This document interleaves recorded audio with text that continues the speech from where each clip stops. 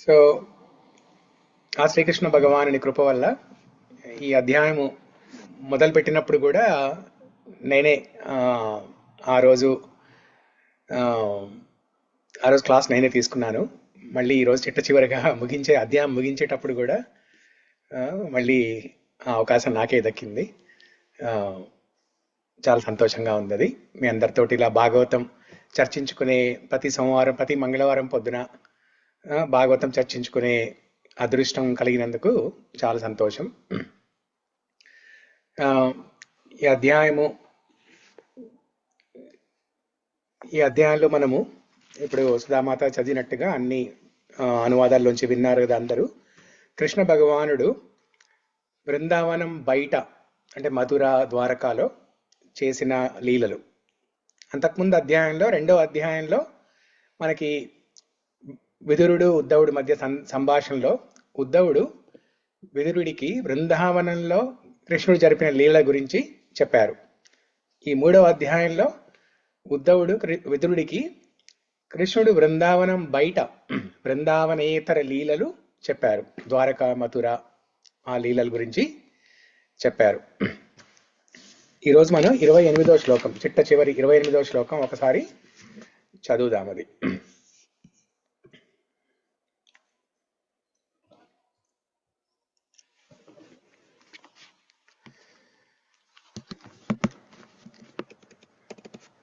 శ్రీ ఉద్ధవ ఉవాచ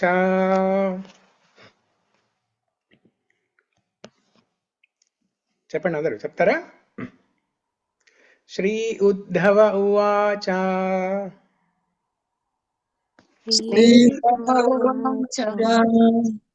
అన్నం చోరురసం తేభ్యో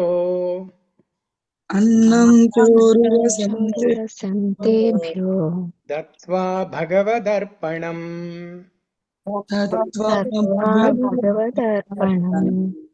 గోవిప్రార్థాసవ శూరా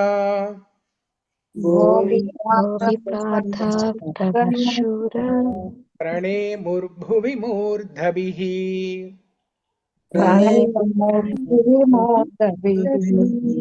అన్నం చోరురసం తేభ్యో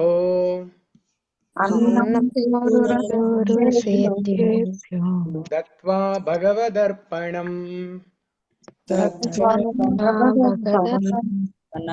గోవిప్రార్థాసవ శూరా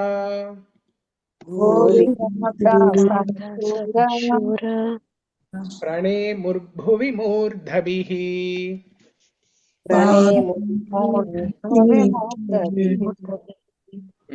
ఇంకెవరైనా చదువుతారా? హరే కృష్ణ ప్రభు, ప్రణామాలు. చదవండి. సంతేభ్యో దత్వా భవదర్పణం గోవీ ప్రార్థసవాసూరా ప్రణేముర్భువి మూర్ధభిః. థ్యాంక్ యూ ప్రభుజీ. హరే కృష్ణ ప్రభు, ప్రణామాలు. అన్నం చోరు రసం తేభ్యో దత్వా భగవదర్పణం గోవి ప్రార్థ సవాసూర ప్రణేముర్భువి మూర్ధభిః. థ్యాంక్ యూ ప్రభు. హరే కృష్ణ ప్రభుజీ.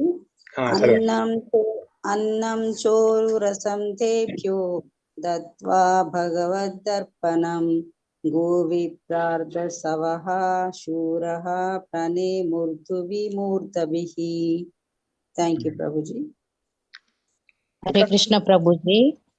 అన్నం చోరు రసం తేభ్యో దత్వా భగవదర్పణం గోవి ప్రార్థ సవః శూరః ప్రాణేముర్భువి మూర్ధభిః.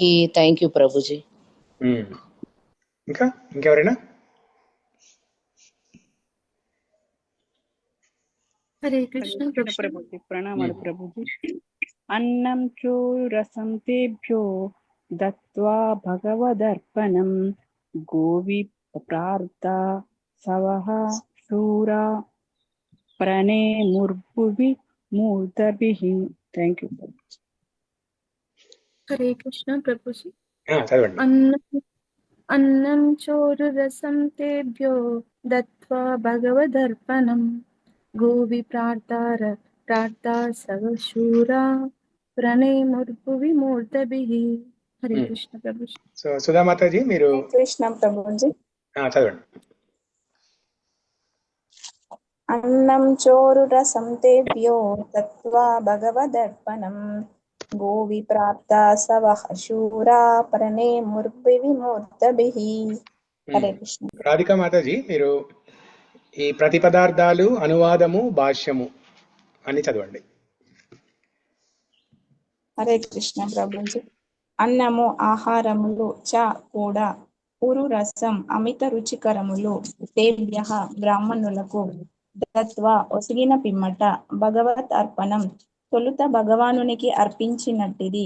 గోవులు విప్ర బ్రాహ్మణులు అర్థ ప్రయోజనము అసవహ జీవించుటయందలి ప్రయోజనము శూరాహ శూరులైన క్షత్రియులందరును ప్రణేముహు వందనముల నొసగిరి భూవి నేలను త్రాకుచు మూర్ధభిహి తమ శిరములతో అటు పిమ్మట వారు భగవదర్పితమగు రుచికర ఆహారములను బ్రాహ్మణులకు ఒసగి శిరములచే నేలను త్రాకి వారికి గౌరవపూర్వక వందనముల నర్పించిరి. ఆ రీతి వారు బ్రాహ్మణులను రక్షించుతూ చక్కగా నుండిరి. భాష్యము శ్రీల ప్రభుపాదుల వారిచే శ్రీల ప్రభుపాదికి జై. ప్రభాస తీర్థమునందు యదువంశీయులు ప్రదర్శించినటువంటి నైజము అత్యంత నాగరికమును మానవ జీవన పూర్ణత్వమునకు చక్కగా సరిపోవునదియును అయ్యున్నది. మానవ జీవన పూర్ణత్వము 3 నాగరికత నియమములను అనుసరించుట ద్వారా సిద్ధింపగలదు. అవి గోరక్షణము, బ్రాహ్మణత్వమును పోషించుట, అన్నింటికి మించి శ్రీకృష్ణ భగవానునికి విశుద్ధ భక్తుడగుట్ట అనునవి. కృష్ణ భక్తుడు కాకుండా ఎవ్వరును మానవ జీవితమును పూర్ణం కావించుకొనజాలరు. జన్మము, మృత్యువు, వ్యాధి, ముసలితనము లేనటువంటి ఆధ్యాత్మిక జగమునకు ఉద్ధరింపబడుటయే మానవ జీవన పూర్ణత్వము. అది మానవ జీవన అత్యున్నత పూర్ణ లక్ష్యము. అట్టి లక్ష్యము లేనప్పుడు నామమాత్ర సౌఖ్యములందు ఎంతటి భౌతిక పురోగతి అయినను మానవ జీవితమునకు కేవలం పరాజయమే చేకూర్చగలదు. భగవదటువంటి ఏ ఆహారమునైనా బ్రాహ్మణులు గాని వైష్ణవులు గాని స్వీకరింపరు. కృష్ణార్పితమైన ఆహార పదార్థములను స్వీకరింతురు. నిజమునకు భగవానుడే అన్ని విధములగు ఆహార పదార్థములను మానవులకు మరియు ఇతర జంతువులకు సమకూర్చును. ధాన్యము, కాయగూరలు, పాలు, జలము మొదలగు ప్రధాన జీవనావసరములు భగవానుని చేతనే మానవులకు ఒసగబడుచున్నవనియు అట్టి ఆహార పదార్థములు ఏ శాస్త్రజ్ఞుని చేత గాని భౌతికవాది చేత గాని రసాయనశాల యందో లేదా మానవ యత్నముచే నెలకొల్పబడిన కర్మాగారమునందో తయారు చేయబడజాలవనియు మానవుడు తప్పక ఎరుగవలెను. మేధావి వర్గపు జనులు బ్రాహ్మణులని పిలువబడగా పరతత్వమును అతని పరమోత్కృష్టమగు స్వీయ రూపంనందు అనుభూత మునర్చుకొనిన వారు వైష్ణవులని పిలువబడుదురు. వారిరువురును యజ్ఞశేషితమగు ఆహారమును స్వీకరింతురు. యజ్ఞ పురుషుడగు విష్ణువును సంతృప్తి పరచుటకే యజ్ఞము చరమముగా ఉద్దేశింపబడింది. యజ్ఞశేష రూపంన ఆహారమును స్వీకరించువాడు సమస్త పాప ఫలముల నుండి ముక్తుడగునని భగవద్గీత 3.13 నందు తెలుపబడింది. ఇక తన దేహ పోషణార్థమే ఆహారమును తయారు చేసుకునేవాడు అన్ని విధములకు పాపములను పొందగలడు. అది కేవలం దుఃఖమునకే దారి తీయును. బ్రాహ్మణులకు ఒసగుట కొరకై ప్రభాస తీర్థమునందు యాదవులచే తయారు చేయబడిన ఆహార పదార్థములు తొలుత దేవదేవుడకు విష్ణువునకు అర్పింపబడినవి. యాదవులందరూ శిరములు నేల కానించి తమ శ్రద్ధాపూర్వక వందనములను అర్పించిరి. యాదవులు గాని లేదా వైదిక సంస్కృతి యందు జ్ఞానవంతుడైన ఏ వంశము వారు కాని వివిధ వర్ణముల నడుమ పూర్ణ సహకారంతో మానవ జీవన పూర్ణత్వము బడయుటకే శిక్షణము నొసగబడిరి. పురుషం అను పదము సైతము ఇచ్చట ప్రధానమైనది. కేవలం ధాన్యము, కాయగూరలు, క్షీరముల సమ్మేళనముచే వందలాది వ్యంజనములను తయారు చేయవచ్చును. అట్టి ఆహార పదార్థములన్నీ సత్వగుణ ప్రధానములు కనుక వాటిని దేవదేవుడగు శ్రీకృష్ణునకు అర్పించవచ్చును. భగవద్గీత 9.26 నందు తెలుపబడినట్లుగా ఫలములు, పుష్పములు, పత్రములు, ద్రవముల పరిధిలోనున్న ఆహార పదార్థములనే అదియును వాటిని పూర్ణ భక్తితో అర్పించినప్పుడే శ్రీకృష్ణుడు స్వీకరించును. అనగా కేవలం భక్తియే యథార్థమైన అర్పణమునకు ప్రమాణమై ఉన్నది. భక్తులచే ఒసగబడిన అట్టి ఆహార పదార్థములను తాను నిక్కముగా భుజింతునని భగవానుడు ఆశ్వాసమొసగి ఉన్నాడు. అనగా అన్ని కోణముల నుండి తీర్మానించినను యాదవులు చక్కగా శిక్షణను బడిసిన నాగరికులై ఉన్నారు. ఋషులచే వారు శపింపబడుట కేవలం భగవదిచ్ఛ మాత్రమే. బ్రాహ్మణులు మరియు వైష్ణవులతో ఎవ్వరునూ వేలాకోలంగా వర్తించరాదని ఆ సంఘటన సంబంధీకులందరికీ హెచ్చరిక చేయుచున్నది. శ్రీమద్ భాగవతం నందలి శ్రీకృష్ణ భగవానుని బృందావనేతర లీలలు అను తృతీయ స్కందంలోని 3వ అధ్యాయంనకు భక్తి వేదాంత భాష్యము సమాప్తం. హరే కృష్ణ. థ్యాంక్ యూ ప్రభుజీ. హరే కృష్ణ. Thank you.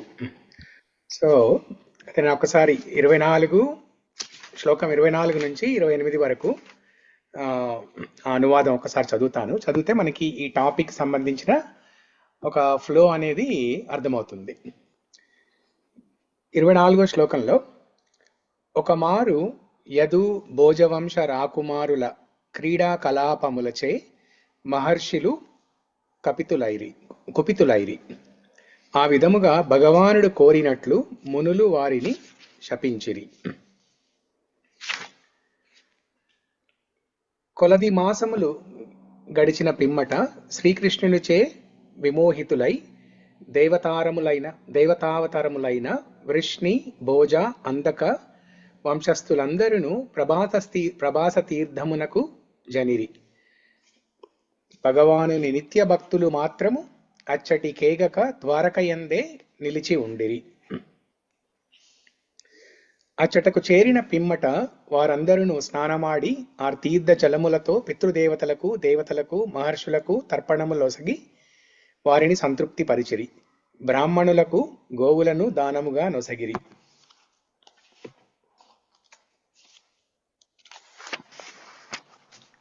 అశ్వములు, గజములు, కన్యలు పోషణకులై తగినంత స్థలము మొదలగునవి బ్రాహ్మణులకు దానమందు మొసగబడినవి. అటు పిమ్మట వారు భగవదర్పితమగు రుచికర ఆహారములను బ్రాహ్మణులకు ఒసగి శిరములచే నేలను తాకి వారికి గౌరవపూర్వక వందనములను అర్పించిరి. ఆ రీతి వారు గోబ్రాహ్మణులను రక్షించుచు చక్కగా ఉండిరి.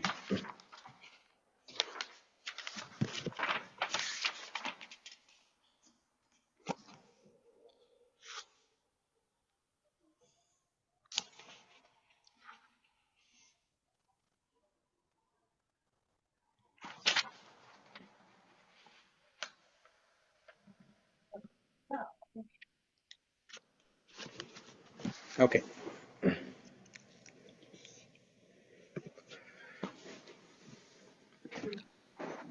హరే కృష్ణ. సో ఇక్కడ మనకి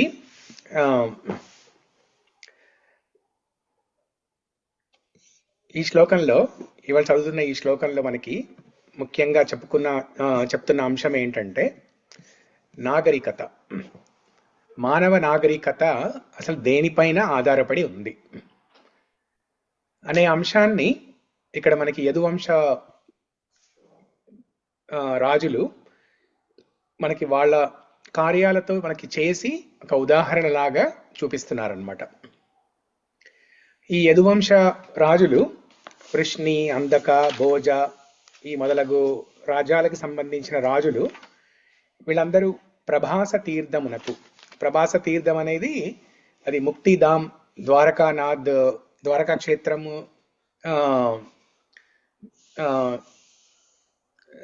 చివరిలో ఉంటుంది. సో ప్రభాస తీర్థము అక్కడికి వెళ్ళి అక్కడ వీళ్ళు చేసిన ఈ 3 రకాల కార్యాల గురించి ఈ శ్లోకంలో 28వ శ్లోకంలో మనకి ప్రభుపాదుల వారు వివరిస్తున్నారు. సో ఏంటా 3 పనులు, వీళ్ళు చేసిన 3 పనులు ఏంటి? ఇక్కడ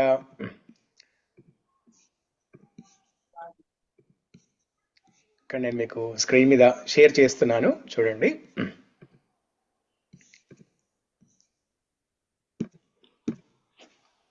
గో సంరక్షణ, బ్రాహ్మణ సంస్కృతి, స్వచ్ఛమైన భక్తి, ఈ 3 రకాల కార్యాలకు సంబంధించి వాళ్ళు రకరకాల పనులు నిర్వర్తించారు అక్కడ. ఇవే మనకి మానవ నాగరికతకు నిదర్శనము. మానవ నాగరికతకు ఇదే ఆధారము, ఇదే నిదర్శనము. ఇప్పుడు మానవ జాతి అభివృద్ధి చెందిందా లేదా అని చెప్పడానికి ఒక నిదర్శనం, ఒక ప్రూఫ్ ఏంటంటే ఈ 3 అంశాలు. ఎక్కడైతే గోవులు రక్షించబడతాయో, ఎక్కడైతే బ్రాహ్మణులు గౌరవించబడతారో, పూజించబడతారో, ఎక్కడైతే సాధారణ ప్రజలు భక్తిని, ఓకే ఎవరో లైన్, ఒకసారి నేను లైన్ మ్యూట్ చేస్తాను.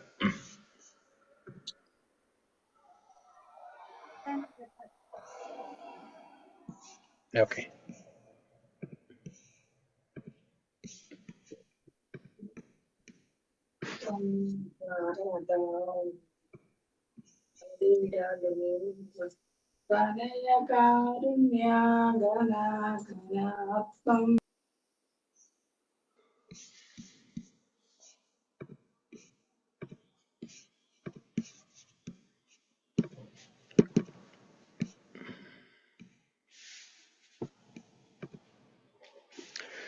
సో ఈ 3 రకాల అంశాలు: గో సంరక్షణ, బ్రాహ్మణ సంస్కృతి, స్వచ్ఛమైన భక్తి. సో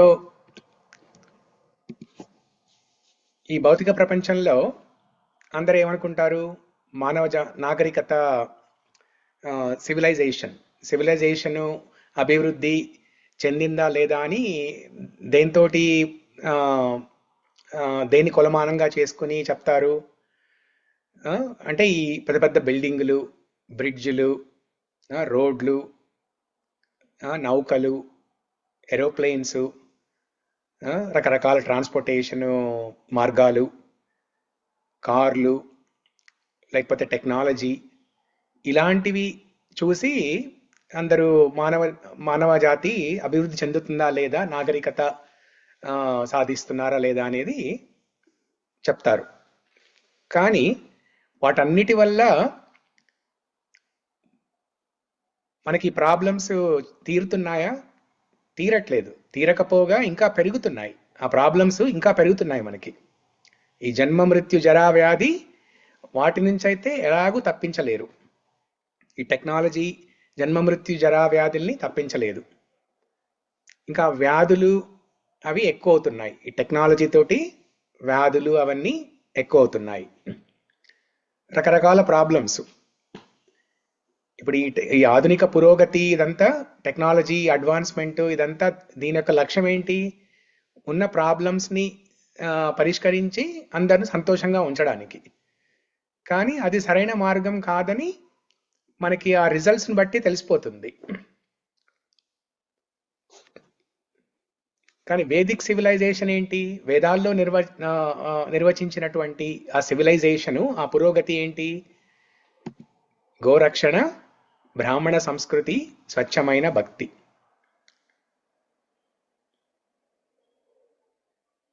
ప్రతి ఒక్కళ్ళు ఎవరి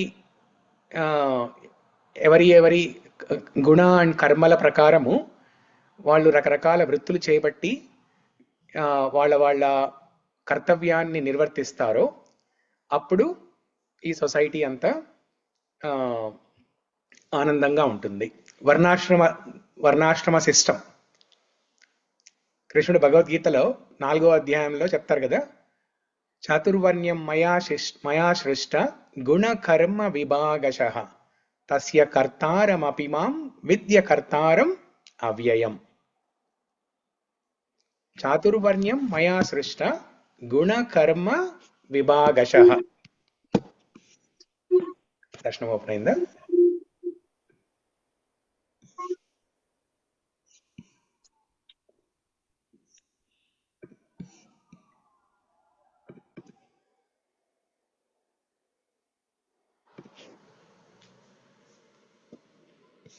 ఓకే, హరే కృష్ణ.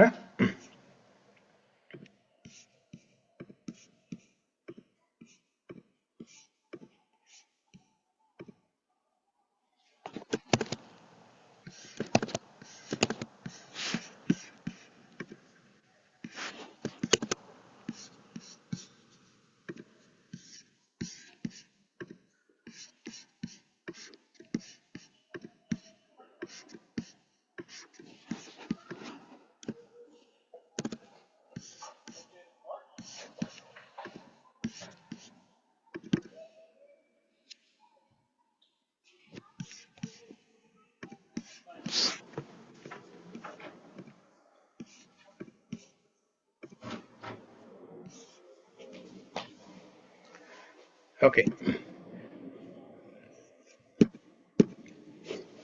సో ఇప్పుడు ఈ 3 అంశాలు గోరక్షణ, బ్రాహ్మణ సంస్కృతి, బ్రాహ్మణులు గౌరవించడం, పూజించడము, స్వచ్ఛమైన భక్తి, ఇవేంటో చూద్దాం మనం. గోరక్షణ.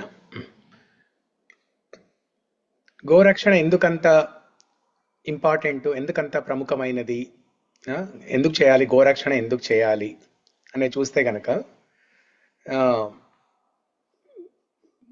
ఇప్పుడు మనకి దైనందిన కార్యక్రమాలలో, దైనందిన జీవితంలో మనకు కావాల్సిన అన్ని రకాల ఆహార వస్తువులు దొరికేది గోవులతోటే. పాలు, పెరుగు, వెన్న, నెయ్యి, పాల నుంచి ఉత్పత్తి అయ్యే రకరకాల ప్రోడక్ట్స్, ఇవన్నీ మనకి అంటే కృష్ణుడు భగవద్గీతలో 17వ అధ్యాయంలో మనకి సాత్విక ఆహారము అంటే ఏంటో నిర్వచనం చెప్పారు. అక్కడ సాత్విక ఆహారము, సంపూర్ణ ఆహారము, హోల్ ఫుడ్స్. ఇప్పుడు మీరు అమెరికాలో కానీ లేకపోతే వేరే కంట్రీలో ఎక్కడైనా ఉండి ఈ పదం వింటుంటారు. హోల్ ఫుడ్స్, హోల్సమ్ ఫుడ్ అంటారు. సంపూర్ణమైన ఆహారము, సాత్వికమైన ఆహారము, సంపూర్ణమైన ఆహారము అది ఒక్క గోవుల నుంచి మాత్రమే లభిస్తుంది, ఇంకా వేరే దేని నుంచి లభించదు.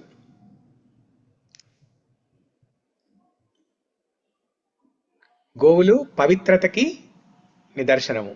పాలు సత్వగుణాన్ని పెంపొందిస్తాయి మరియు అత్యున్నత ఆధ్యాత్మిక వికాసానికి సహాయపడతాయి. మీరు భగవద్గీత ఇంట్రొడక్షన్ చదివితే కనుక ఇంట్రొడక్షన్లో ప్రభుపాదుల వారు ఒక మంచి సెంటెన్స్ రాస్తారు. ఏమనంటే, అంటే ఆవు నుంచి వచ్చే పాలు ఎలా పనిచేస్తాయి, సైంటిఫిక్గా ఎలా పనిచేస్తాయి మన బాడీలో అనేది అక్కడ చెప్తారు ప్రభుపాదుల వారు. ఏం రాస్తారంటే, milk is the best nutritious food of all. అన్ని ఆహారాల్లో ఉత్తమమైనది, అత్యంత పోషకమైన ఆహారం ఏదైనా ఉందంటే అది ఆవు పాలు మాత్రమే. మరి ఆవు పాలు ఎలా పనిచేస్తాయి, మన ఎందుకు ఆవు పాలే అత్యంత పోషకాలతో నిండి ఉన్నది అంటే, ఆవు పాలు తీసుకున్నప్పుడు మన బ్రెయిన్లో ఉన్న ఫైన్ టిష్యూస్, టిష్యూ అంటే ఇప్పుడు ఒక కణము, ఒక కణాన్ని మనం విభజిస్తే అది టిష్యూస్ కింద వస్తుందన్నమాట. ఆ టిష్యూస్ అంటే ఆ చిన్న చిన్న ఆ టిష్యూస్ని ఆ చిన్న చిన్న టిష్యూస్కి పోషకాహారాన్ని అందించేది ఈ పాలు మాత్రమే. ఇప్పుడు వేరే రకాల ఆహార పదార్థాలు తీసుకుంటే మనకి కొన్ని రకాల కణాలు పోషకాన్ని తీసుకుంటాయి, అయితే కొన్ని అవయవాలకి పోషక పదార్థాలు అందుతాయి. కానీ ఇట్లా ఆ బ్రెయిన్లో ఉన్న ఫైన్ టిష్యూస్, వాటికి ఆహారం లభించేది ఒక్క పాలతో మాత్రమే. ఆ బ్రెయిన్లో ఉన్న ఫైన్ టిష్యూస్ ఎప్పుడైతే పోషక పదార్థాలు తీసుకొని వృద్ధి చెందుతాయో మన ఆలోచనలు అన్నీ సక్రమంగా ఉంటాయి. డిప్రెషన్కి లోనవ్వకుండా సక్రమంగా ఆలోచిస్తూ సరైన నిర్ణయాలు తీసుకుంటూ సాత్విక అలవాట్లు అలవర్చుకొని ఉంటారు అందరూ. కానీ ఈ రోజుల్లో ఏంటి, చాలా ఈ వీగన్ పేరు మీద ఈ పాలతో వచ్చిన ప్రోడక్ట్స్ ఇవన్నీ ఎవరు తీసుకోవట్లేదు. ఆ తీసుకోకపోయే వరకు అన్ని రకరకాల ప్రాబ్లమ్స్ అన్నీ వస్తుంటాయి. సో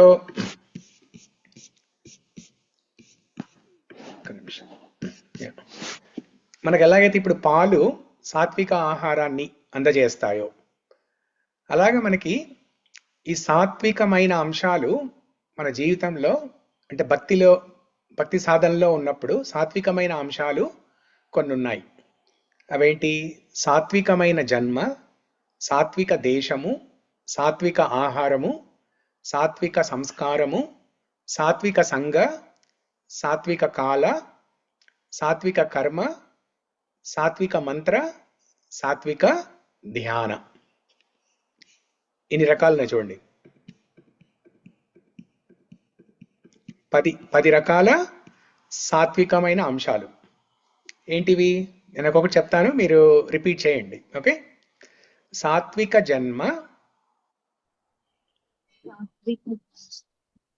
సాత్విక దేశము, సాత్విక దేశము, సాత్విక ఆహారము, సాత్విక సంస్కారము, సాత్విక సంగము, సాత్విక ఆగామ. ఆగమ అంటే అది శాస్త్రం అన్నమాట. ఓకే. సాత్విక కాలము, సాత్విక కర్మ, సాత్విక మంత్ర,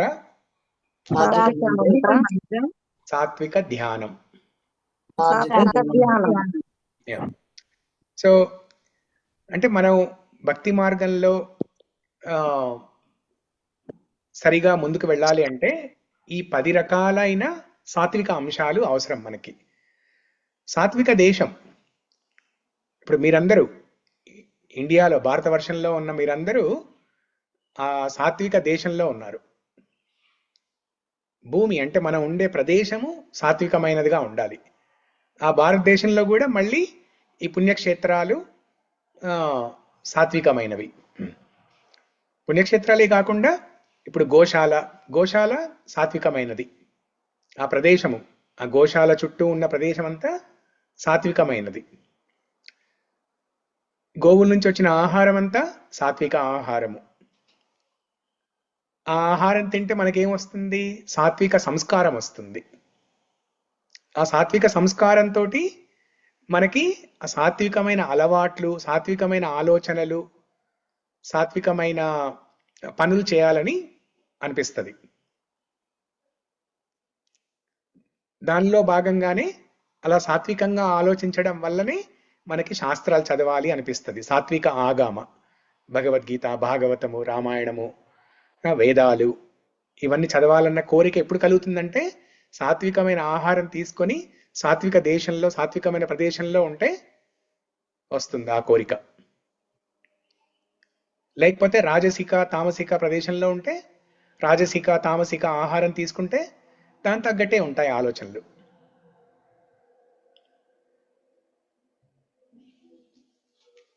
చూడండి, అన్నిటికీ మూలము ఆవులు, గోవులు అనేది మనకి ఇప్పుడు ఈ 10 అంశాల్లో మీరు ఏ అంశం తీసుకున్నా కానీ దానికి మెయిన్ ఏంటి? సాత్వికమైన ప్రదేశము, సాత్వికమైన ఆహారము. వీటన్నిటికన్నా ముందు ఫస్ట్ చెప్పిన పాయింట్ ఏంటి? నేను సాత్విక జన్మ. సాత్విక జన్మ ఎలా వస్తుంది? ఒక భార్య భర్త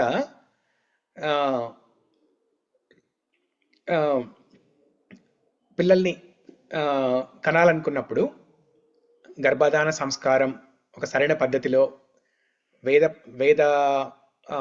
వేద శాస్త్రోక్తంగా గర్భధాన సంస్కారం చేసిన తర్వాత ఆ సాత్వికమైన ఆలోచనలతోటి సాత్వికమైన మంత్రం జపిస్తూ, ఇప్పుడు గర్భధాన సంస్కారంలో భాగంగా భార్యాభర్తలిద్దరికీ ఒక మంత్రం చెప్తారు. ఆ మంత్రం 16 సార్లు లేకపోతే 108 సార్లు ఏదో చేయాల్సి ఉంటుంది. ఆ పూజారి చెప్పిన శాస్త్రంలో చూసి చెప్పిన ప్రకారంగా సాత్విక మంత్రము ఒకటి అది జపించిన తర్వాత అప్పుడు గర్భధానం అనే కార్యక్రమం జరపడం వల్ల సాత్విక జన్మ లభిస్తుంది. ఆ పుట్టబోయే శిశువుకి సాత్విక జన్మ లభిస్తుంది. ఈ సంస్కారం చేయడం వల్ల, గర్భధాన సంస్కారం చేయడం వల్ల, చేసి ఆ సాత్వికమైన మంత్రం జపించడం వల్ల దానికి తగ్గట్టుగా ఒక శిశువు అట్రాక్ట్ అయ్యి ఆ సాత్విక జన్మ తీసుకొని దాని తర్వాత ఇంకా ఒకసారి సాత్విక జన్మ వచ్చిందంటే దాని సాత్విక ఆహారం తింటారు, సాత్వికమైన ఆలోచనలు, అలవాట్లు, సాత్విక ఆగమ, సాత్విక కర్మ, సాత్విక ధ్యాన, ఇవన్నీ ఉంటాయి. ఇప్పుడు ఆ భార్యాభర్త గర్భధాన సంస్కారం చేయడంతో పాటు వాళ్ళు తినే ఆహారం కూడా శిశువుపై ప్రభావం చూపిస్తుంది. సాత్విక ఆహారం తీసుకోవాలి. సాత్విక సంస్కారము, సాత్విక ఆహారము, ఇవన్నీ ఎక్కడి నుంచి వస్తాయి మనకి? గోవుల నుంచే వస్తాయి. గోవులు అండ్ బ్రాహ్మణులు. ఇప్పుడు ఆ గర్భధాన సంస్కారం చేయాలంటే బ్రాహ్మణులు కావాలి. తర్వాత తల్లి గర్భం దాల్చిన తర్వాత శిశువు పెరుగుతున్నప్పుడు సాత్వికమైన ఆహారం తీసుకుంటే పుట్టబోయే బిడ్డ మీద కూడా ఆ ప్రభావం చూపించి, సాత్విక ప్రభావం చూపించి ఆ శిశువు కూడా అలాగే పెరుగుతుంది.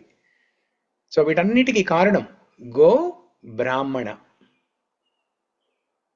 నమో బ్రహ్మణ్య దేవాయ గో బ్రాహ్మణ హితాయ చ జగద్దీతాయ కృష్ణాయ గోవిందాయ నమో నమః.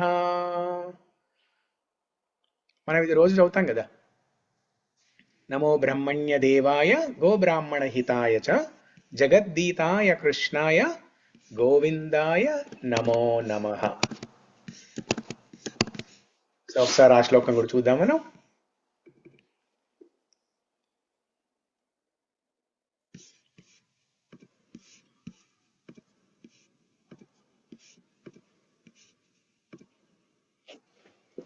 గోవింద ప్రణామ శ్లోక. అందరికీ తెలుసు కదా ఈ శ్లోక?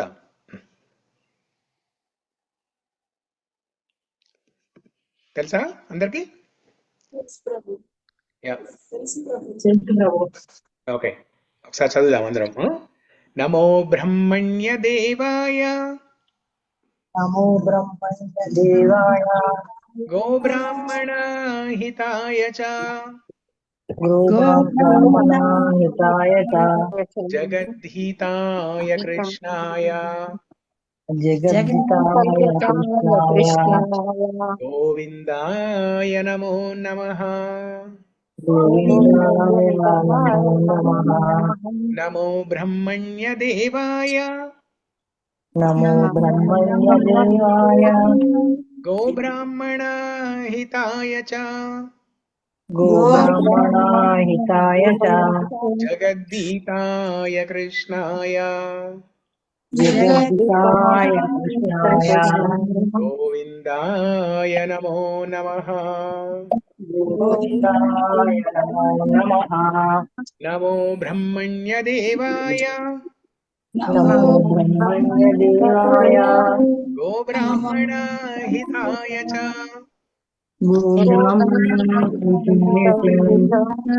జగద్దీతాయ కృష్ణాయ జగద్ధితాయ కృష్ణాయ గోవిందాయ నమో నమః.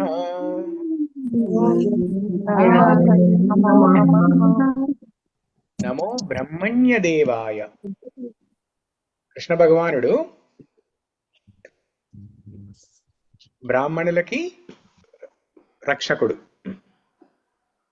బ్రాహ్మణులకి రక్షకుడు, బ్రాహ్మణులకి ఆరాధ్య దైవము. గోబ్రాహ్మణ హితాయ చ, గోవులకి బ్రాహ్మణులకి మేలు చేసేవాడు. గోబ్రాహ్మణ హితాయ జగద్దీతాయ కృష్ణాయ, సమస్త జగత్తుకు మేలు చేసేవాడు. అక్కడ గోబ్రాహ్మణ హితాయ చ అంటే ఓన్లీ బ్రాహ్మణులకి గోవులకు మాత్రమే హితము చేసి మిగతా వాళ్ళకి చేయడం అంటే కాదు. జగద్ధితాయ కృష్ణాయ, ప్రపంచంలో అందరికీ చేస్తాడు, అందరికీ మేలు చేసేవాడు. కానీ ప్రత్యేకమైన ఒక దాన్ని ఏమంటారు, ప్రత్యేకమైన ఒక ఇంట్రెస్ట్ గోవుల మీద, బ్రాహ్మణుల మీద కృష్ణుడికి. జగద్దీతాయ కృష్ణాయ గోవిందాయ నమో నమః. గోవిందాయ నమో నమః. గోవింద, ఇప్పుడు ఈ గోవింద అనే పదము దాన్ని రకరకాలుగా చెప్పొచ్చు మనం. గో అంటే ఆవులు, వింద గాం విందతి ఇది గోవిందః. గాం విందతి ఇది గోవిందః. సంస్కృతంలో గాం అంటే ఆవులు, విందతి అంటే సంతోషాన్ని ఇచ్చేవాడు. గాం విందతి ఇది గోవిందః అంటే ఆవులకి గోవులకి సంతోషాన్ని ఇచ్చేవాడు గోవిందుడు. ఆ గో అనే పదము ఆవులు గోవులే కాకుండా ఇంద్రియములు అంటే మన సెన్సెస్, ఈ పంచ కర్మేంద్రియాలు పంచ జ్ఞానేంద్రియాలు కూడా గో అని చెప్తారు. గోస్వాములు అంటారు కదా. గోస్వాములు అంటే స్వామి అంటే మాస్టర్, గో అంటే సెన్సెస్, గో అంటే ఇంద్రియాలు, స్వామి అంటే ఒక అధిపతి అన్నమాట. అంటే ఎవరైతే తన ఇంద్రియాల్ని ఆధీనంలో ఉంచుకున్నాడో అలాంటి వ్యక్తిని గోస్వామి అంటారు. మనమేమో గోదాసులం. గోదాసులం, గోదాసీలు అంటే మనం ఇంద్రియాలకు బానిసలుగా ఉన్నాం. మన ఇంద్రియాలకి బానిసలుగా ఉన్నాం మనం. మన ఇంద్రియాలు ఇంకా మన ఆధీనంలో లేవు. ఎప్పుడొస్తాయి మన ఇంద్రియాలు మన ఆధీనంలోకి? ఆ ఇంద్రియాలకు అధిపతి అయిన హృషీకేశ కృష్ణ భగవానుని ఇంద్రియాలని మనము సేవిస్తే మన ఇంద్రియాలు మన ఆధీనంలోకి వస్తాయి. ఎలాగైతే గో అంటే ఇంద్రియాలు అనే అర్థం ఉందో, ఇంద్రియాలకి మరొక పేరు సంస్కృతంలో హృషిక. హృషిక ఈశ, హృషీకేశ. కృష్ణుడికి ఇంకొక పేరు హృషీకేశ అంటే ఇంద్రియాలకు అధిపతి. ఎప్పుడైతే మనం కృష్ణ భగవానుడి ఇంద్రియాలని సేవిస్తామో, సేవించడం అంటే మనకున్న ఈ ఇంద్రియాలన్నీ, మనకున్న ఈ పంచేంద్రియాలన్నీ కృష్ణ భగవానుడి ఇంద్రియాలను సేవించడానికి ఉపయోగిస్తామో అప్పుడు మన ఇంద్రియాలు ఆధీనంలో వస్తాయి.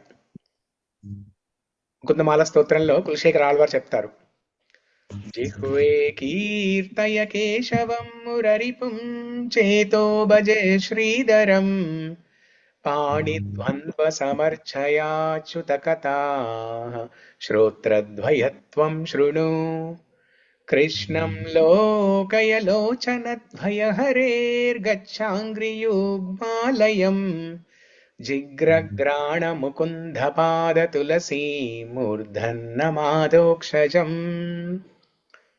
కులశేఖర ఆళ్వార్ ఏమంటారు ముకుందమాల స్తోత్రంలో అక్కడ?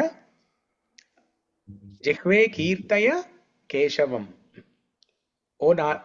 ఓ my tongue, please glorify, please sing the glories of Keshava. చేతో భజే శ్రీధరం అంటే మనసులో ఆ శ్రీధరుణ్ణి, శ్రీమన్నారాయణ్ణి, శ్రీకృష్ణ భగవానుణ్ణి ధ్యానించు. పాణిద్వంద్వ సమర్చయ, రెండు చేతులతోటి నమస్కరించి ప్రణామాలు అర్పించి పూజ చెయ్యి, ఆ కృష్ణ భగవానుడికి పూజ చెయ్యి. పాణిద్వంద్వ సమర్చయాచ్యుత అచ్యుత కథా శ్రోత్రద్వయత్వం శృణు. రెండు చెవులతోటి ఆ అచ్యుతుని కథ విను. కృష్ణం లోకయలోచనద్వయ హరేర్, కళ్ళతోటి ఆ కృష్ణ భగవానుడి దివ్యమంగళ రూపాన్ని దర్శించుకో. గచ్ఛాంగ్రియుగ్మాలయం, అంగ్రి అంటే కాళ్ళు, రెండు కాళ్ళని భగవంతుడిచ్చిన ఈ రెండు కాళ్ళని ఆ భగవంతుని మందిరానికి వెళ్ళడానికి మాత్రమే ఉపయోగించు. జిగ్రగ్రాణ ముకుంద పాద తులసీం, మన నాసికా రంధ్రాలతోటి, ముక్కుతోటి ఏం వాసన చూడాలి? ఆ ముకుందుడి పాదాల వద్ద అర్పించిన ఆ తులసి గంధాన్ని మనము వాసన చూడాలి. జిగ్రగ్రాణ ముకుంద పాద తులసీం మూర్ధన్నమాధోక్షజం. మన తలని ఆ ముకుందుడి పాదాల వద్ద ఆ ప్రణామాలు అర్పించి శరణు వేడుకోవాలి. సో ఇలాగా మన ఇంద్రియాలన్నిటినీ ఆ భగవంతుని సేవకి, ఆ హృషికేశుని సేవలో వినియోగిస్తే అప్పుడు మన ఇంద్రియాలన్నీ కంట్రోల్లో ఉంటాయి. ఈ పదం మీరు వినే ఉంటారు కదా, హృషికేన సేవనం భక్తి ఉచ్యతే. హృషికేన సేవనం. హృషికేశ అంటే కృష్ణుడు. హృషికేన సంస్కృతంలో ఏన అనే ఆ విభక్తి ఉందనుకోండి. ఫర్ ఎగ్జాంపుల్ కృష్ణేన అంటే కృష్ణుడి వలన, కృష్ణుడి చేత, కృష్ణుడి వలన అని వస్తుంది. హృషికేన అంటే ఇంద్రియముల చేత, ఇంద్రియముల చేత అనుకోండి. హృషికేన సేవనం. సేవనం అంటే సేవ చేసుకోవడం. దేంతో సేవ చేయాలి? హృషికేన, ఇంద్రియములతో. ఎవరికి సేవ చేయాలి? హృషికేశుడు కృష్ణ భగవానుడికి సేవ చేయాలి. చేస్తే అదే భక్తి. భక్తిర్ ఇతి ఉచ్యతే అంటే ఇదే భక్తికి నిర్వచనం. భక్తికి నిర్వచనం ఏంటంటే మన ఇంద్రియాల్ని ఆ హృషికేశుడి సేవలో వినియోగించడమే ఇదే భక్తి.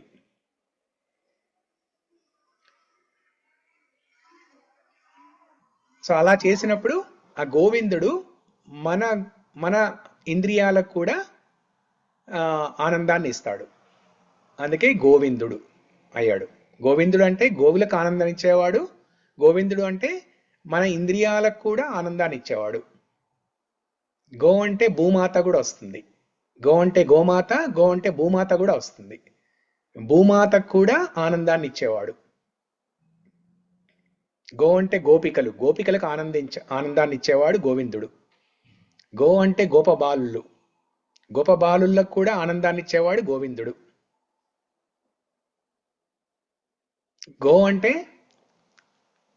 నదిలో ఉన్న అలలను కూడా గో అంటారు. అంటే యమునా నదికి ఆనందాన్ని ఇచ్చేవాడు గోవిందుడు.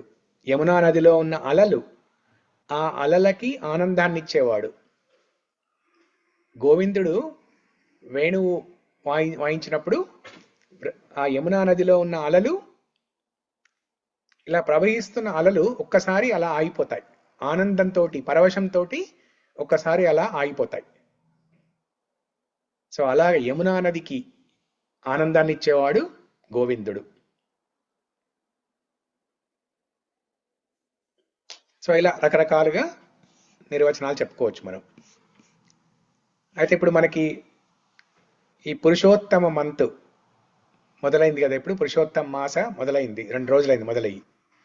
ఈ పురుషోత్తమ మాసంలో మనం ప్రతిరోజు జపించే మంత్రము మీలో చాలా మందికి తెలిసే ఉంటది, అవునా? తెలుసా అందరికి? పురుషోత్తమ మాసంలో జపించాల్సిన మంత్రం తెలుసా అందరికి? హరే కృష్ణ ప్రభుజీ, నాకైతే తెలియదు. చెప్పండి ప్రభుజీ, ఏం మాత్రం అది? ఓకే, సో కొంతమందికి తెలిసి ఉంటుంది, తెలియని వాళ్ళ కోసం ఇప్పుడు ఆ శ్లోకం చెప్పుకుందాము. ఆ శ్లోకం కూడా ఈ గోవిందుడికి సంబంధించిందే. ఆ శ్లోకం చెప్పుకొని మనం మళ్ళీ ఈ అంశానికి వద్దాం మనం.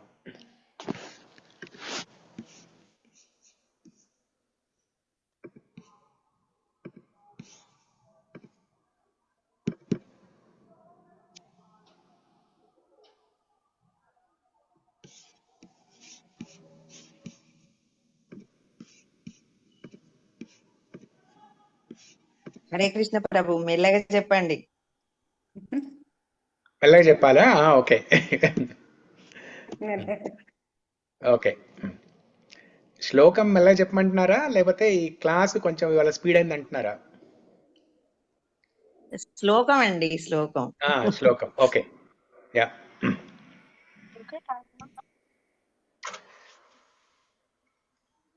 సో పద్మ పురాణము, బ్రహ్మాండ పురాణంలో ఈ పురుషోత్తమ మాసంలో ప్రతిరోజు జపించాల్సిన ఈ గోవిందుని మంత్రం ఒకటి ఉంది. ఇప్పుడు మనం గోవుల గురించి, గోరక్షణ గురించి, గోవిందుని గురించి చర్చించుకుంటున్నాం కాబట్టి అందులో ఇప్పుడు పురుషోత్తమ మాసం మొదలైంది కాబట్టి ఈ శ్లోకం పర్ఫెక్ట్ టైమింగ్ ఇప్పుడు. గోవర్ధనధరం వందే గోపాలం గోపరూపిణం గోకులోత్సవమీశానం గోవిందం గోపికా ప్రియం. ఇప్పుడు నేను చెప్తాను, రిపీట్ చేయండి. ఓకే. గోవర్ధనధరం వందే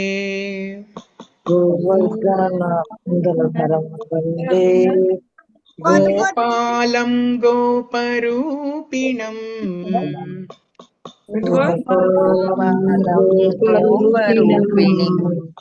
గోకులోత్సవమీశానం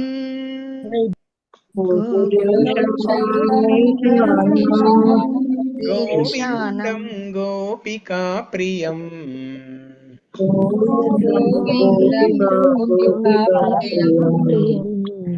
గోవర్ధనధరం వందే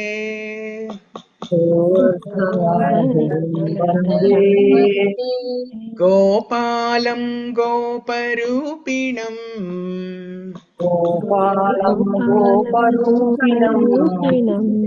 గోకులోత్సవమీశానం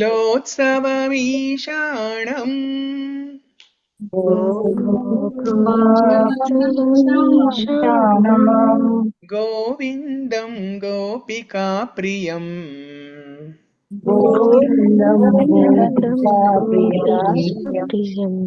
వందే నవగణశ్యామం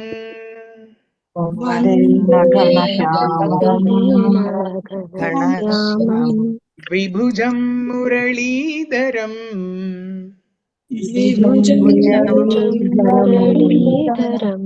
పీతాంబరధరం దేవం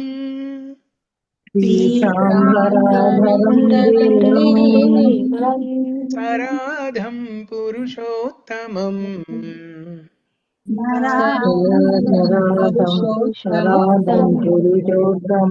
వందే నవగణశ్యామం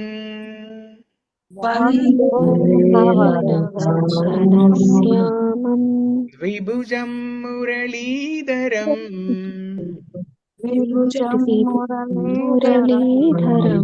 పీతాంబరధరం దేవం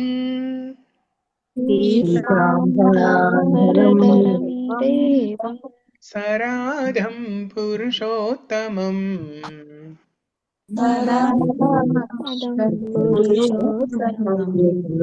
వందే నవగణశ్యామం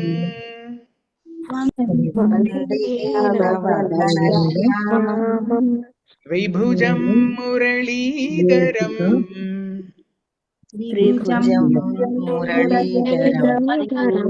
పీతాంబరధరం దేవం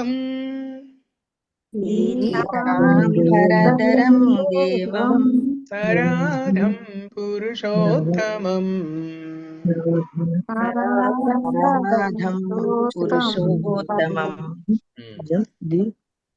సుధామాతాజీ చదువుతారా? హరే కృష్ణ. ఒక నిమిషం అండి, ఏదో లైన్ ఏదో నాయిస్ వస్తుంది, నేను మ్యూట్ చేస్తాను. ఒక నిమిషం.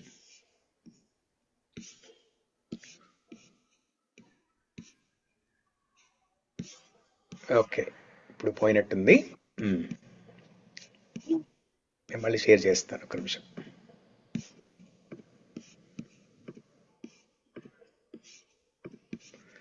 అందరూ చెప్పాలి. ఇది కొంతమందే చెప్తున్నారు. చదవండి సుధామాత. గోవర్ధనధరం వందే గోపాలం గోపరూపిణం గోకులోత్సవమీశానం గోవిందం గోపికా ప్రియం. వందే చదవండి, నెక్స్ట్ శ్లోకం చదవండి. వందే నవఘనశ్యామం ద్విభుజం మురళీధరం పీతాంబరధరం దేవం సరాధం పురుషోత్తమం. హరే కృష్ణ. సో గోవర్ధనధరం వందే, ఈ శ్లోకం అర్థం ఏంటి మనకి ఇప్పుడు? వందే, వందే అంటే నమస్కారాలు, ప్రణామాలు. ఎవరికి? ఆ గోవర్ధన ధర కృష్ణ భగవానుడికి. గోవర్ధనధరం వందే గోపాలం గోపరూపిణం. ఆయన పేరేంటి? గోపాలం. ఆయన ఏ వేషంలో ఉన్నాడు? గోపబాలుడి వేషంలో ఉన్నాడు. గోపరూపిణం. గోవర్ధనధరం వందే గోపాలం గోపరూపిణం. గోపరూపిణం అంటే గోపబాలుడి వేషంలో ఉన్నాడు. చేతిలో ఒక కర్ర, దాని వేత్ర అంటారు. సింపుల్ వనమాల వేసుకొని, పీతాంబరము వనమాల వేసుకొని, సింపుల్ కిరీటాలు, కేయూరాలు, ఇవన్నీ భుజకీర్తులు ఇలాంటివేమీ లేకుండా సింపుల్గా డెకరేషన్. గోపబాలుడి వేషంలాగా. గోపరూపిణం. గోపాలం గోపరూపిణం గోకులోత్సవమీశాణం. ఈశాణం. ఈశాణం అంటే దేవాది దేవుడు. ఈశాణం అంటే దేవాది దేవుడు అనమాట. ఇప్పుడు మనకి వెంకటేశ్వర సుప్రభాతంలో వస్తుంది కదా ఈశాణం అని. ఈశాణం జగతోత్స్వల అని వస్తుంది కదా. సో అంటే అక్కడ శ్రీ మహాలక్ష్మి భర్తగా శ్రీమన్నారాయణుణ్ణి చెప్తారు అక్కడ. అంటే శ్రీ మహాలక్ష్మి భర్త ఎవరంటే ఈ దేవాది దేవుడైన శ్రీమన్నారాయణుడు. ఈశాణం గోకులోత్సవం ఈశాణం అంటే ఐశ్వర్య భావంతో ఉన్న ఆ శ్రీమన్నారాయణుడు అది వైకుంఠంలో. కానీ బృందావనంలో గోపికలకి ఏది ఆనందమైనది? గోవిందుడి రూపం, గోవిందుడు లీలలు. గోవిందం గోపికాప్రియం. గోవిందం గోపికాప్రియం. గోవిందం గోపికాప్రియం. గోకులోత్సవమీశాణం గోవిందం గోపికాప్రియం. అది ఫస్ట్ శ్లోక. అందరికి అర్థమైంది అది ఆ శ్లోకం? గోవర్ధనధరం వందే గోపాలం గోపరూపిణం గోకులోత్సవమీశాణం గోవిందం గోపికాప్రియం. సో ఈ రెండు శ్లోకాలు ఈ పురుషోత్తం మాసంలో ప్రతిరోజు 33 సార్లు చదవాలని చెప్పారు పద్మపురాణంలో. 33 సార్లు కాకపోయినా 3 సార్లు ప్రతిరోజు, అట్లీస్ట్ 3 సార్లు అయినా చదవండి అందరూ. అలా చదువుతూ ఉంటే ఒక 10 రోజుల్లో నోటికి వచ్చేస్తాయి, కంఠస్థం అయిపోతుంది. దాని తర్వాత ఇంకా మీరు వేరే పనులు చేసుకుంటూ కూడా చదవచ్చు మీరు. నెక్స్ట్ శ్లోకం. వందే నవగణశ్యామం. వందే అంటే మళ్ళీ నా ప్రణామాలు. నవగణశ్యామం. నవ అంటే కొత్తది, గణ అంటే దట్టమైన, ఘనీభవించిన మేఘం. నవగణ శ్యామం అంటే ఘనీభవించిన, కొత్తగా అప్పుడే ఏర్పడిన ఘనీభవించిన మేఘం లాంటి, మేఘానికి ఉన్న రంగు ఏదైతే ఉందో ఆ వర్ణాన్ని పోలిన వర్ణం అన్నమాట కృష్ణుడిది.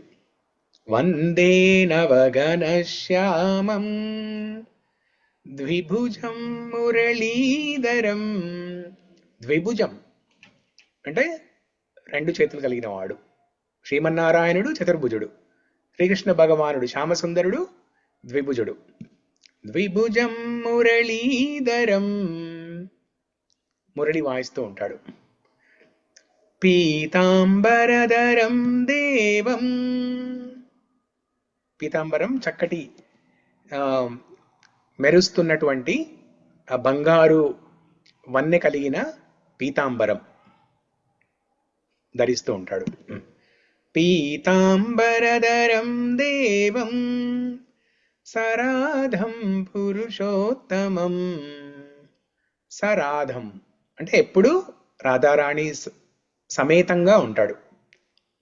సరాధం అంటే రాధారాణి సమేతంగా, రాధా సమేతంగా, accompanied by Radha. God is complete only with his divine feminine counterpart, the embodiment of ultimate devotion. గోపాలం గోపరూపిణం. Okay, saradam purushottamam.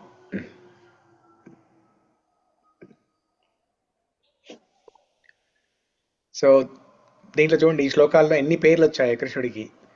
మురళీధరుడు, నవగణశ్యాముడు, గోపాలుడు, పీతాంబరధరుడు, గోవర్ధనధరుడు,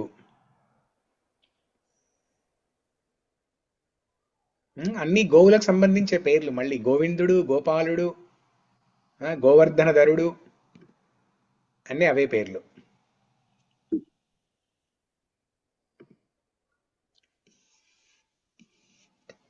ఓకే, నేను పంపిస్తాను ఈ శ్లోకాలు, గ్రూప్లో పెడతాను.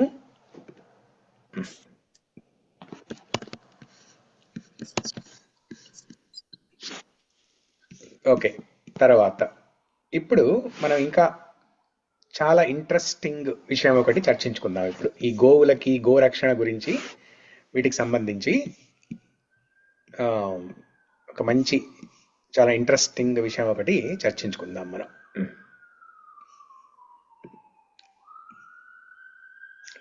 ఇవాళ చాలా ఉన్నాయి చెప్పేది, టైం సరిపోదేమో. 8 గంటల వరకు చెప్తాను నేను, ఇంకొక 20 నిమిషాల వరకు చెప్తాను నేను. టైం సరిపోకపోతే చెప్పాలనుకున్న విషయాలు వచ్చే వారం చెప్తాను నేను.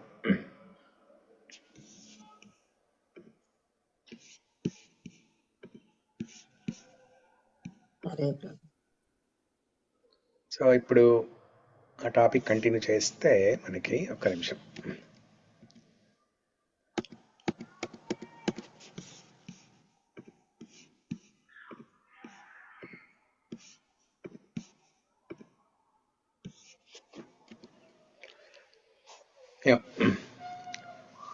సో మనం గోరక్షణ గురించి చర్చించుకుంటున్నాం కదా. ఇప్పుడు మనకి ఈ శ్లోకంలో చూసినట్టయితే ఏం చెప్పారు శ్లోకంలో మనకి? అన్నం చోరు రసం తేభ్యో దత్వా భగవదర్పణం. అన్నం అంటే ఆహారం, చోరు రసం ఆ సంధిని ఎలా విడదీయాలంటే అన్నం చ ఉరు రసం. చ అంటే మరియు, అన్నము మరియు ఉరు రసము. ఉరు రసం అంటే ఇప్పుడు మనం చారు సాంబార్లో చేసుకునే ఆ రసము అలాంటిది కాదు ఇది. ఉరు రసం అంటే అది ఈ ఆవుల నుంచి వచ్చిన పాలకు సంబంధించి చెప్తారనమాట. ఉరు రసం, అన్నము ఉరు రసము అంటే రుచికరమైన పదార్థాలు అనుకోండి. ఉరు రసం అంటే రుచికరమైన పదార్థాలు, జ్యూసీ ఫుడ్స్. జ్యూసీ ఫుడ్స్ అంటే ఇప్పుడు పాలు, ఫ్రూట్స్, వెజిటబుల్స్, ఎక్కడెక్కడైతే ఆ జ్యూస్ అనేది ఉంటుందో అవన్నీ ఉరు రసానికి ఆ కేటగిరీలో వస్తాయన్నమాట. సో ఇవన్నీ దత్వా భగవదర్పణం, భగవంతునికి అర్పించిన తర్వాత గోవిప్రార్థస శూర ప్రణే మూర్భువి మూర్ధభి. యాదవులు ఏం చేశారు? భగవంతునికి ఈ భోగం నైవేద్యం సమర్పించి దాన్ని గోవులకి, బ్రాహ్మణులకి వాళ్ళకి ప్రసాదంగా అందజేసి వాళ్ళకి నమస్కారం చేసి ఈ మూడు అంశాలు చేసి చూపించారు వాళ్ళు. గో సంరక్షణ, బ్రాహ్మణ సంస్కృతి, స్వచ్ఛమైన భక్తి. మన రుక్మిణి ప్రేయర్స్ చదువుకున్నప్పుడు కూడా దాంట్లో కూడా రుక్మిణీదేవి కూడా అంటది కదా, పూర్తేష్టధత్త నియమ వ్రతదేవ విప్ర గుర్వర్చనాది విరలం భగవాన్ పరేశః. ఓ కృష్ణ, నేను ఒకవేళ చేసిన ఏంటది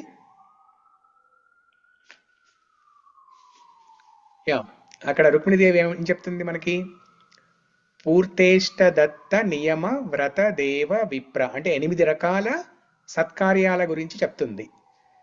ఒకవేళ నేను ఆ 8 రకాల సత్కార్యాలు చేసి ఉన్నట్టయితే వాటికి సంబంధించిన ఫలితము, ఆ కర్మలకు సంబంధించిన ఫలితాన్నంతా నీ పాదాల వద్ద సమర్పిస్తున్నాను. దానికి నువ్వు సంతోషించినట్టయితే వచ్చి నన్ను ఏలుకో అని రుక్మిణీదేవి చెప్తుంది అనమాట ఆ లేఖలో. దాంట్లో ఏముంది? 8 రకాల సత్కార్యాలు ఏమున్నాయి? పూర్త అంటే సోషల్ వెల్ఫేర్ యాక్టివిటీస్, సంఘ నిర్యాణ పనులు, బావులు తవ్వించడం, చెరువులు తవ్వించడము, ఇలాంటివి. ఇష్ట అంటే యజ్ఞాలు. పూర్త ఇష్ట దత్త దానాలు. నియమ అంటే శాస్త్రాల్లో చెప్పిన కొన్ని నియమాలు పాటించడం, యమ నియమ అవి పాటించడం. వ్రతాలు ఏకాదశి వ్రతం కావచ్చు, కాత్యాయని వ్రతం కావచ్చు, లేకపోతే వేరే రకాల వ్రతాలు. పూర్తేష్టధత్త నియమ వ్రత దేవ విప్ర. విప్ర అంటే బ్రాహ్మణులు, దేవ అంటే దేవతలు. దేవ విప్ర గురు అర్చన అంటే గురువులని ఆరాధించడము, బ్రాహ్మణులని ఆరాధించడము. వ్రతదేవ విప్ర గుర్వర్చనాది విరలం భగవాన్ పరేశః అంటే ఈ గో సంరక్షణ అనేది బ్రాహ్మణులని ఆరాధించడం అనేది, గోవుల్ని సంరక్షించడం అనేది చాలా సార్లు చూస్తాం మనం.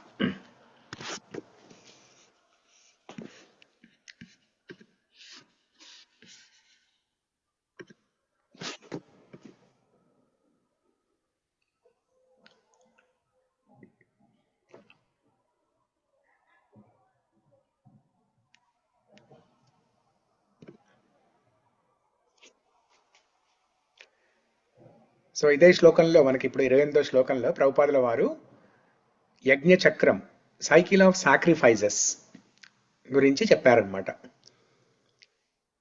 ఇదే అంశం భగవద్గీతలో 3వ అధ్యాయం కర్మయోగలో కృష్ణుడు చెప్తాడు. అంటే ఈ సైకిల్ అనేది ఎలా ఉంటుంది, ఈ చక్రం, యజ్ఞ చక్రం అనేది ఎలా ఉంటుంది అంటే మనం యజ్ఞాలు హోమాలు చేస్తే దాంతో వర్షాలు వస్తాయి. ఆ వర్షాల ద్వారా గింజలు వస్తాయి, ధాన్యాలు గింజలు వస్తాయి. ఆ ధాన్యాలు గింజలు తిన్నప్పుడు వాటితోటి శక్తి ఏర్పడి ఆ శక్తితోటి మానవ జననం ఏర్పడుతుంది. ఆ జన్మించిన తర్వాత ఆ ప్రజలందరూ యజ్ఞ యాగాదులు చేస్తూ మళ్ళీ యజ్ఞ యాగాదులు, వాళ్ళకి వర్ణాశ్రమానికి సంబంధించిన వివిధ రకాలైన వృత్తి పనులు, ప్రిస్క్రైబ్ డ్యూటీస్, ఇవన్నీ పెర్ఫామ్ చేస్తూ ఉంటే ఆ చక్రం అలా మెయింటైన్ అవుతూ ఉంటుంది. దీంట్లో ఏ ఒక్క అంశము లోపించినా కూడా ఆ చక్రం బ్రేక్ అవుతుంది. ఈ చక్రం ఎప్పుడైతే ఇలా సాఫీగా ఒక బండికి ఉన్న చక్రం ఎలా అయితే సాఫీగా సాగుతూ ఉంటుందో అప్పుడు ప్రయాణం సాఫీగా ఉంటుంది. అలాగే ఇప్పుడు ఈ యజ్ఞ చక్రము అంటే మానవ జీవితంలో యజ్ఞ చక్రం అనేది సాఫీగా సాగుతూ ఉంటేనే అది మానవ జీవితంలో సంతోషం ఉంటుంది, కళ్యాణం ఉంటుంది. భగవద్గీతలో కృష్ణుడు ఏం చెప్పారు అక్కడ? అన్నాద్ భవంతి భూతాని పర్జన్యాత్ అన్న సంభవః. అన్నాద్ భవంతి భూతాని అంటే ప్రజలందరూ దేని మీద ఆధారపడి జీవిస్తున్నారు? అన్నం. అన్నాద్ భవంతి భూతాని పర్జన్యాద్ అన్న సంభవః. మరి అన్నం ఎలా వస్తుంది? ఆ గింజలు ధాన్యాలు ఎలా వస్తాయి? పర్జన్య. పర్జన్య అంటే క్లౌడ్, మేఘాలు, వర్షాలు. పర్జన్యాత్ అన్న సంభవ. మరి ఆ వర్షాలు ఎలా వస్తాయి?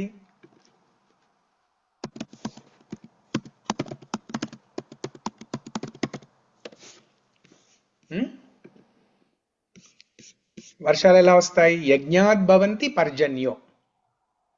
యజ్ఞాత్ భవతి పర్జన్యో. యజ్ఞాలు చేసినప్పుడు ఆ వర్షాలు వస్తాయి. ఫైర్ సాక్రిఫైస్, హోమాలు, యజ్ఞాలు చేసినప్పుడు ఆ వర్షాలు వస్తాయి. మరి ఆ యజ్ఞం అంటే ఏంటి? యజ్ఞ కర్మ సముద్భవ. మనం చేసే కర్మలతోటే యజ్ఞం వస్తుంది. యజ్ఞం అంటే రెండు రకాలు. ఒకటి ఆ ఫైర్ సాక్రిఫైస్, హోమం ఒకటి.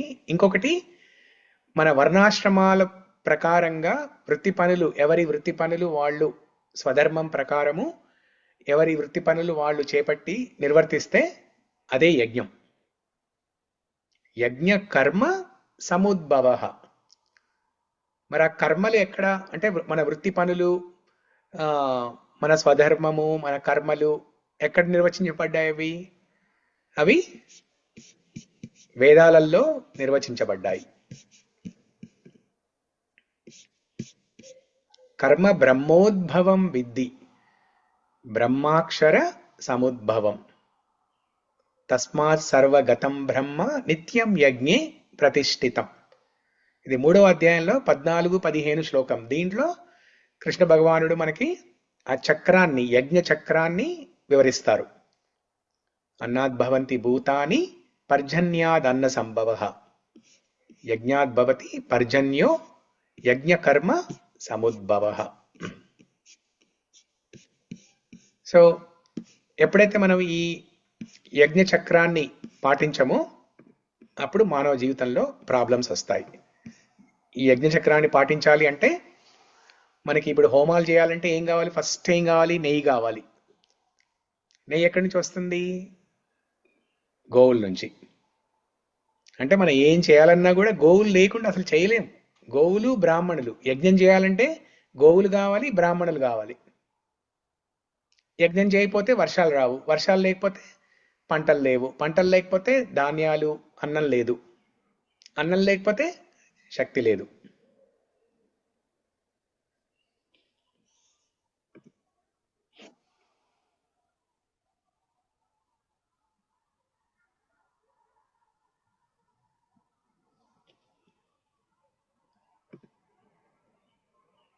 కృష్ణుడు భగవద్గీతలో భక్తిని ఎంత సులభంగా చేయొచ్చో నిర్వచించారు.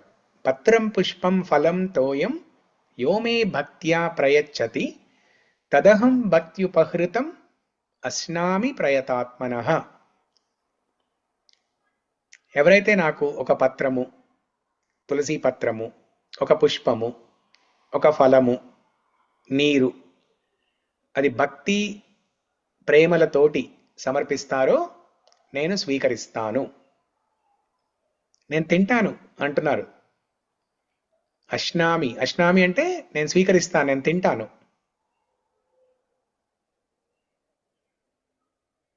ఎప్పుడు తీసుకుంటారు, ఎప్పుడు స్వీకరిస్తారు? అవి మనం భక్తితో ఆ నైవేద్యం సమర్పిస్తేనే తీసుకుంటారు ఆయన. అయితే ఏదో మెకానికల్గా చేసి మనం ఏదో చేశాం కదా, ఫార్మాలిటీకి మొక్కుబడిగా చేశాము, అక్కడ పెట్టాము, గంట కొట్టాము, గంట కొట్టి ఓ 10 నిమిషాలు టైం ఇవ్వాలి తినడానికి కృష్ణుడికి, ఈలోపు వచ్చి కూర్చొని ఏదో ఫోన్ చూసుకొని కూర్చున్నాము, అలా చేస్తే కృష్ణుడు రాడు. మనం కృష్ణుడికి టైం ఇస్తే కృష్ణుడు మనకు టైం ఇస్తాడు. అంతే కదా, సింపుల్ లాజిక్. మనం అవతల వ్యక్తికి టైం ఇస్తే అవతల వ్యక్తి మనకు టైం ఇస్తారు. మన అవతల వ్యక్తికి టైం ఇవ్వకుండా ఆ వ్యక్తి మనకు టైం ఇవ్వాలని మనం పాకులాడుతూ ఉంటే జరగదు కదా. ఫస్ట్ మనం అవతల వ్యక్తికి ఇచ్చి మనం పుచ్చుకోవాలి. సో కృష్ణుడికి మనం టైం ఇచ్చి మనం తీసుకోవాలి.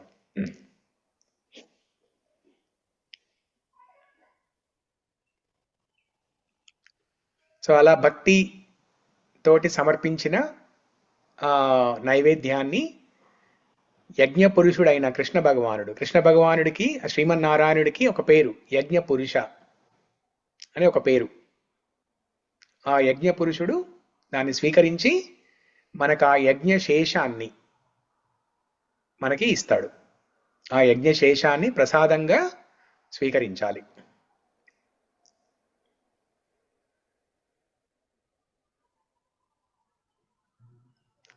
విష్ణు సహస్రనామ స్తోత్రంలో ఒక శ్లోకం ఉంటుంది ఈ యజ్ఞం గురించి.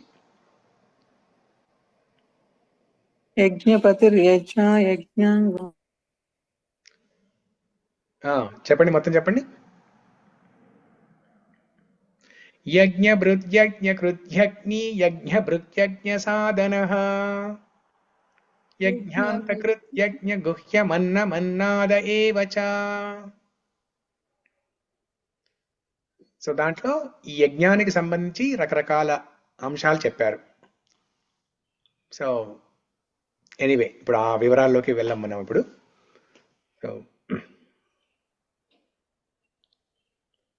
సో ఎప్పుడైతే మనం భగవంతుడికి ఆ యజ్ఞ పురుషుడికి నైవేద్యాన్ని సమర్పించి దాని యజ్ఞ శేషంగా ప్రసాదంగా స్వీకరిస్తామో అప్పుడే మన పాపాలకి విముక్తి, ఆధ్యాత్మిక పురోగతి, పాపాల నుండి విముక్తి.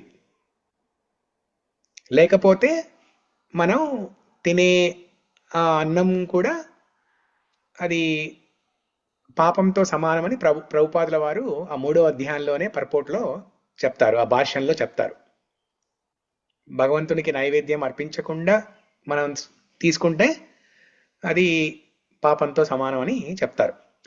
అందుకే మనం ఇప్పుడు ఎక్కడైనా బయటికి వెళ్ళినప్పుడు, ఇంట్లో లేకుండా బయటికి వెళ్ళినప్పుడు రెస్టారెంట్కి అలా వెళ్ళి లేదా ఫ్రెండ్స్ వాళ్ళ ఇంట్లో అలా తినాల్సి వస్తే సింపుల్గా మనం భగవంతుడికి ఎలా అర్పించాలి అదంటే ఒకసారి ఇలా కళ్ళు మూసుకొని ఓం శ్రీ విష్ణు శ్రీ విష్ణు శ్రీ విష్ణు అని 3 సార్లు అనుకుంటే అది భగవంతుడికి మానసిక నైవేద్యము అర్పించినట్టుగా అవుతుందన్నమాట.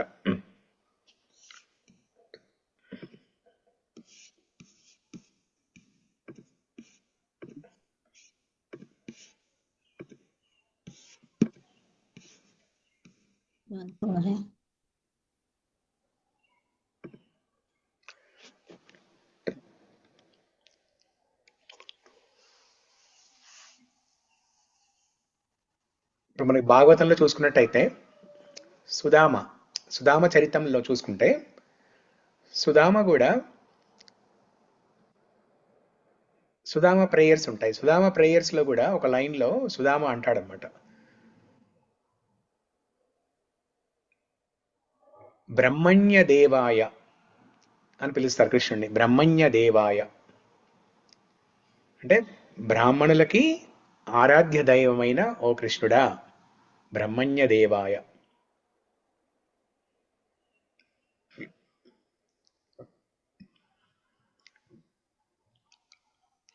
బ్రాహ్మణులు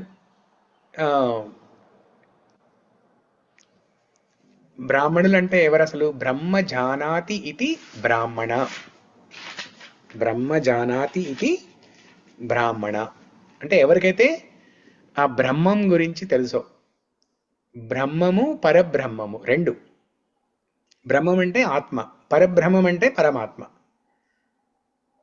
ఎవరికైతే ఈ బ్రహ్మ పరబ్రహ్మం గురించి తెలుసో వాళ్ళు బ్రాహ్మణులు. బ్రహ్మ జానాతి ఇది బ్రాహ్మణ. ఆ బ్రాహ్మణ అనే పదానికి అర్థము బ్రహ్మ జానాతి ఇది బ్రాహ్మణ. అంతేగాని అది ఒక కులము, మనం పుట్టిన కులము, క్యాస్ట్ సంబంధించి కాదు. అది మన తల్లిదండ్రి బ్రాహ్మణులు అయితే మనం కూడా ఆటోమేటిక్గా బ్రాహ్మణులము అని అందరూ అలా అనుకుంటాం. కానీ అది కాదు. మనం చేసే గుణ కర్మలను బట్టి మనం బ్రాహ్మణులమా కాదా అనేది నిర్వచించబడుతుంది. బ్రహ్మ జానాతి ఇది బ్రాహ్మణ. ఎవరైతే ఆ బ్రహ్మ పరబ్రహ్మ గురించి తెలుసుకునే ప్రయత్నాలు చేస్తారో, దానికి సంబంధించిన కార్యకలాపాల్ని చేస్తారో వాళ్ళు బ్రాహ్మణులు అవుతారు.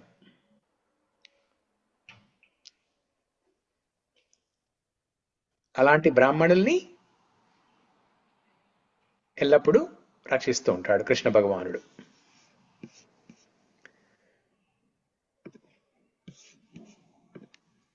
సో 8 అవుతుంది.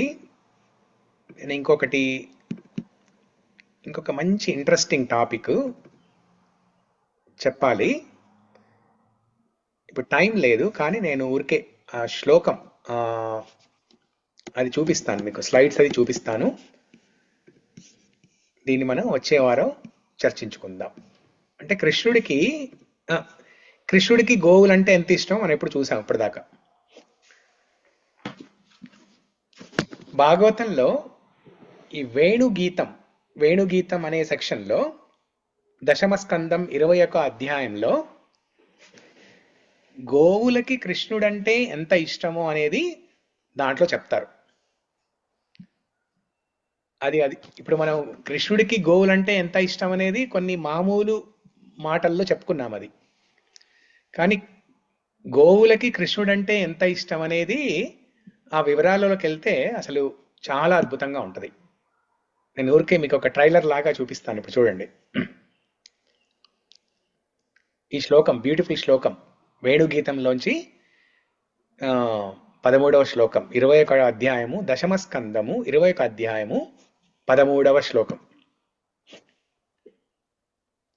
గావశ్చ కృష్ణముఖ నిర్ఘత వేణుగీత పీయూషముత్తభిత కర్ణపుటై పిబస్త్యా శావాస్నుతస్తనపయ కవలాస్మతస్తుర్ గోవిందమాత్మని దృశా శృకలా స్పృశంత్యా.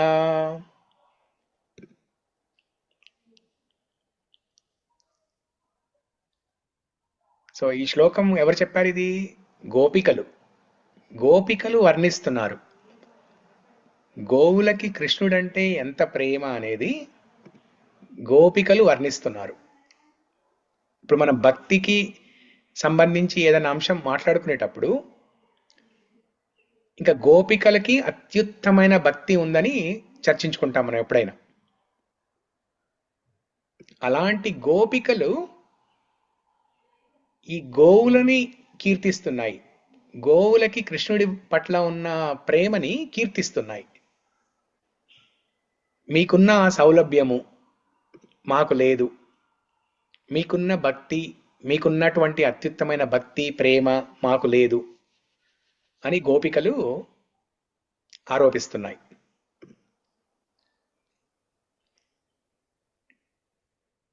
ఇది ఓన్లీ ట్రైలర్ మాత్రమే. ఇప్పుడు నెక్స్ట్ క్లాస్లో మనం దీని గురించి చాలా డీటెయిల్స్, రసవత్తరంగా ఉంటుంది ఇది.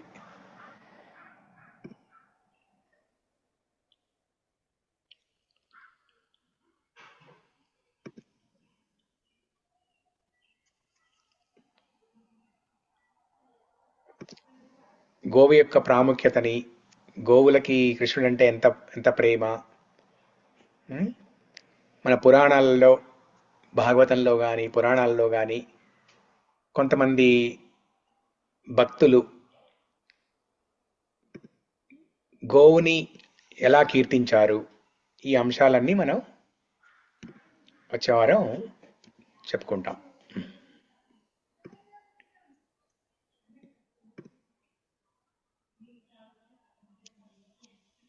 గోసేవయే గోవిందుని సేవ.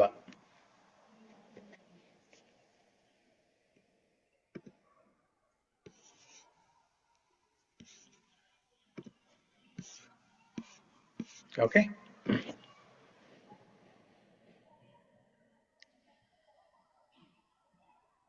అవి చెప్పాలి. ఇంకొక ట్రైలర్ చూపిస్తాను నేను మీకు.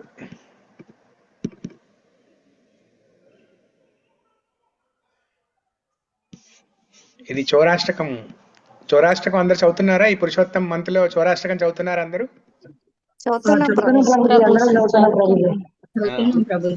ఆ చౌరాష్టకానికి సంబంధించి, ఆ చౌరాష్టకం కథకి సంబంధించి, కృష్ణుని వెన్న దొంగతనాల గురించి 2 గొప్ప శ్లోకాలు ఉన్నాయి. కృష్ణ కర్ణామృతంలో 2 గొప్ప శ్లోకాలు ఉన్నాయి. ఆ శ్లోకాలు కూడా మనం వచ్చే వారం చెప్పుకుందాం. టైం లేదు ఇప్పుడు.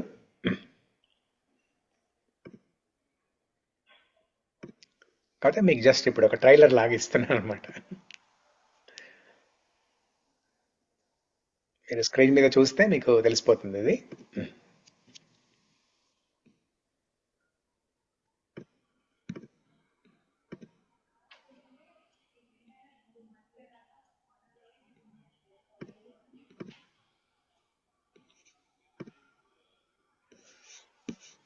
అది. సో ఇవన్నీ మనం వచ్చే వారం చర్చించుకుందాం.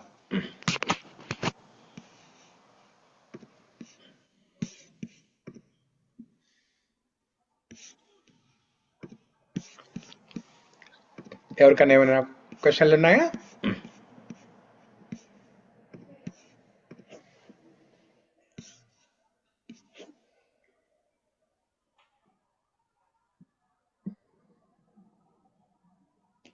All good. Okay okay. గ్రంథరా శ్రీమద్ హరే భాగవతం కృష్ణ ప్రభు. జై. హరే కృష్ణ. ప్రణామాలు ప్రభుజీ. ప్రణామాలు. ప్రభుజీ క్లాస్ చాలా బాగుంది ప్రభు. అంటే మీరు ఎప్పుడైనా ఒక టాపిక్ అది ఎక్కడెక్కడ వేరు వేరు చోట్ల వస్తుంది అనేది బాగా వివరిస్తారు ప్రభుజీ. అంటే ఈ రోజు గోవులకి ఇంద్రియాలకి సంబంధించి ఆ టాపిక్స్ అన్ని ఎక్కడెక్కడ ఉన్నాయని చాలా బాగా చెప్పారు ప్రభుజీ. థ్యాంక్ యూ ప్రభుజీ. హరే కృష్ణ. Thank you. హరే ఇది కృష్ణ. కూడా బాగుంది ప్రభుజీ. మనం కృష్ణుడికి టైం ఇస్తేనే ఆయన మనకి సమయం ఇస్తారనేసి ఆ పాయింట్ చాలా బాగా నచ్చింది ప్రభుజీ. అంతే కదా, మనం ఆ కృష్ణుడికి ఇవ్వాల్సిన 10 నిమిషాలు టైం ఇస్తే మనకి 1 నిమిషం ఇస్తాడు. మనం 10 నిమిషాలు ఇస్తే యాక్చువల్గా 100 నిమిషాలు ఇస్తాడు కృష్ణుడు. హరే కృష్ణ ప్రభు, ధన్యవాదాలు. ధన్యవాదాలు ప్రభు. హరే మీరు కృష్ణ ప్రభు, ఏదైనా శ్లోకం ధన్యవాదాలు చెప్తే ప్రభు. అది మనకు సంబంధించిన శ్లోకమే వస్తుంది ప్రభు. ఆ, మీరు ఏదైనా శ్లోకం తీస్తారనుకో, అది మనకి పురుషోత్తమ వాసం కదా ప్రభు, ఇలా సంబంధించిన శ్లోకం వచ్చింది మీకు. అవునవును. ఈ పురుషోత్తమ మాసకు సంబంధించిన శ్లోకమే వచ్చింది మనకి. గోరక్షణ గురించి, గోవిందుడి గురించి అదే వచ్చింది మనకి. ధన్యవాదాలు. యా, ధన్యవాదాలు. హరే కృష్ణ ప్రభుజీ. ప్రభుజీ అర్జెంట్ ఊరికి వెళ్ళిపోయి 2 ఆవులను కొనుక్కొని సేవ చేయాలనిపిస్తుంది ప్రభుజీ.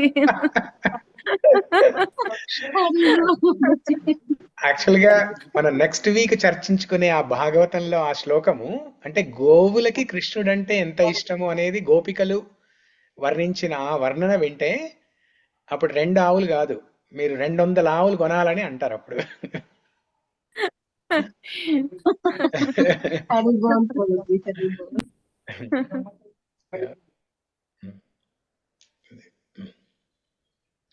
హరే కృష్ణ ప్రభు.